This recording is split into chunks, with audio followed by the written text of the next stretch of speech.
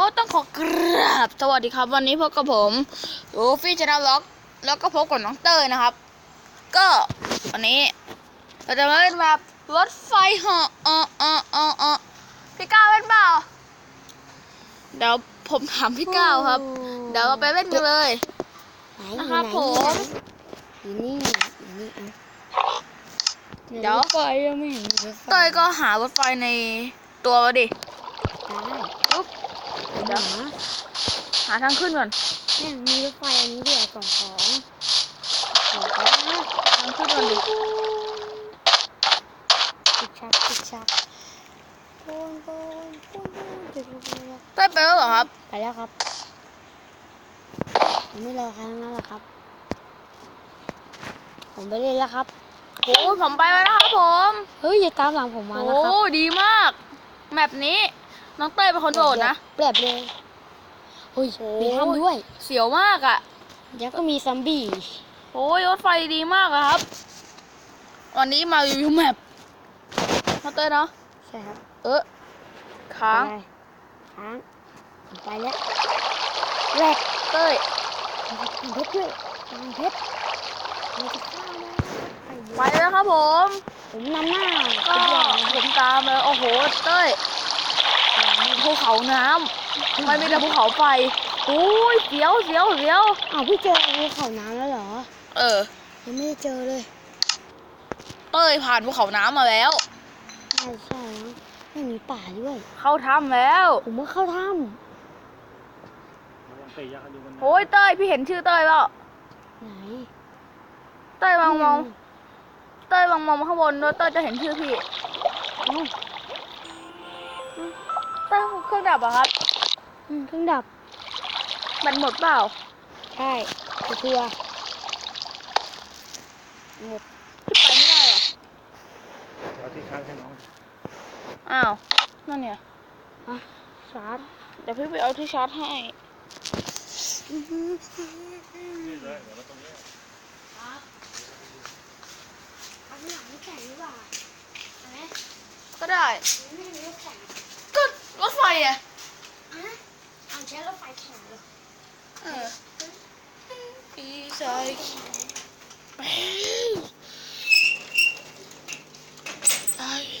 Amazon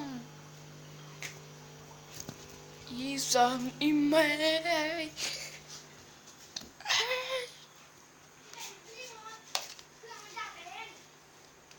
ว่าอ้าวเต้ยเข้ามาครับต่อเลยพี่รอก็ตอนนี้ครับน้องเต้ยแค่เครื่องดับก็ตอนนี้เราต้องรอน้องเต้ยนะครับเครื่องดับแป๊บเฮ้ยพี่เครื่องดับไวรัสดิไวรัสกินดิ2 เครื่องเปิดแล้วครับก็เดี๋ยวมาต่อเครื่องไข่ดับนี่ลองดูเซิร์ฟนี้ลองอ่านครับสัตว์ชาตินะครับชาติกำลังเข้าครับเซิร์ฟไหนมาเนี่ยเซิร์ฟแรกเลยผมเข้าแล้วครับเดี๋ยวรอก่อนเข้าแล้วอ้าวเข้าผิดเซิร์ฟเข้ามาแล้วครับน้องเต้ยไปแล้วผมไปแล้วอ้าวทำไมพี่ไม่อยู่นี่โอ้ยพี่ทำอยู่ไหนเนี่ยผมกลับแล้วนะครับเดี๋ยวพี่กลับไปจุดเริ่มต้นก่อน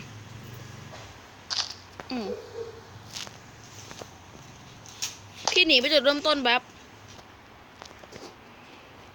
ผมขึ้นแล้วกลัวว่ะไหนเต้ยสามชั้นเลยว่ะน่ากลัวจังน้องเต้ยอยู่ไหนครับอ้าวพี่หลุดอ่ะเต้ยหลุดเหรอไม่ได้รู้อันนี้เฉยมันโดนไหนเนี่ยจุดเริ่มต้นผมจะใกล้ถึงจุดเริ่มต้นแล้วเนี่ยมันจะใกล้ถึงแล้วจะขึ้นอันนี้แล้วมันขึ้นอันเนี้ยไอ้ภูเขาเนี่ยไหนเต้ยเขาข้างบนเนี่ยมองไม่ทัน ผมกลับไปละผมกลับไปละ หาจุดเริ่มต้นพี่ของงานเต้ยอ๋อพี่เจอแล้วจุดเริ่มต้น นี่ เต้ยไปเดี๋ยวพี่ขอไปคนแรกบ้างนะ เอ๊ะ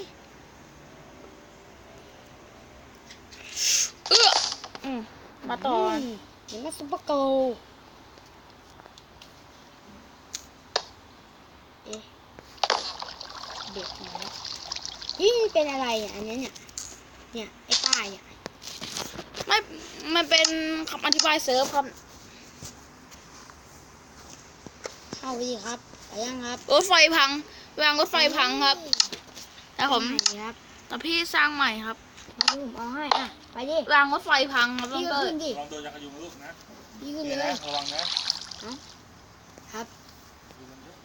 ขึ้นเลยครับพี่ไปเลยครับพี่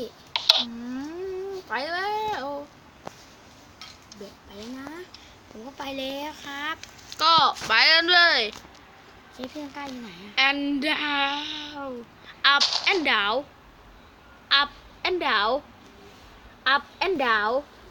ขึ้นไปทำไม up and down โอ้โหไม่ไป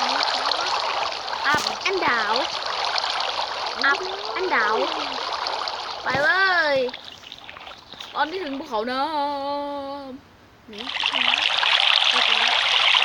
แล้วก็ลงเสียวมากตอนลงอ่ะ พี่เลยผมว่าคนจริงเลย แต่ถ้าเป็นคนจริงนะโคตรเสียวยาวขนาดนั้นเข้าถ้ำเลยอะ ผมก็เข้าแล้วผมเข้าแล้วครับ ยิ่งเข้าถ้ำยิ่งเสียวเราเตยเนาะ อืม อืด ผมเจอพี่แล้ว โอ้ยได้ยินเสียงซอมบี้ด้วยว่ะ ตอนนั้นพี่ก็ได้ยินหนูก็ได้ยิน ขึ้นแล้วร้องอีก ผมก็ขึ้นลงอีกแล้ว โอ้ ค โห รับ ตกอย่างนี้เลยเหรอ ไม่น่าเลยเดี๋ยว ไม่น่า ต่อไป เลย เราจะเล่นเซิร์ฟเวอร์แข่งกันหน่อยเอาไหม โอ้ยต้องเต้ยทำไมมันแหลกอย่างนี้ ไม่รู้ครับไม่รู้ครับผม ไม่ ไม่รู้ด้วยนะครับ ผีโคตรเยอะ ซอมบี้ดิ โอ้ยเต้ยพี่เจอทองว่ะ ผมก็เจอเหล็กด้วย พี่เจอเพชรด้วยอะ ไหนเพชรไหน ผ่านแล้ว ไปไหนวะผมไม่กล้ามอง ต้องคนพ่อเป็นคนสายตาดีอะถึงจะเห็นนะ ดูเดเรมอนทั้งวัน สายตาไม่ดีอะ อืม ถ้าดูทั้งวันอะ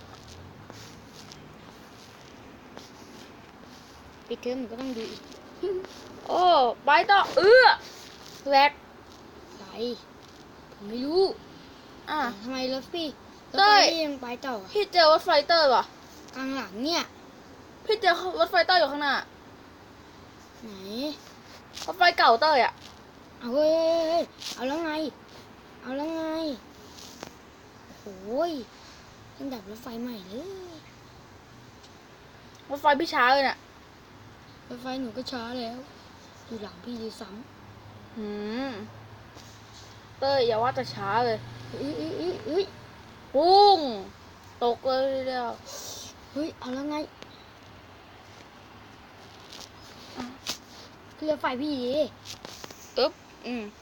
ขึ้นรถไฟเก่าเตอร์อะ อ่าไปเลยซัมบี้หรือว่าอะไรไปดิวิ่งดิเลย วิ่งปี๊ดอะตรงเนี้ย อันนี้ก็ยิ ขึ้นสูงก็เต้ย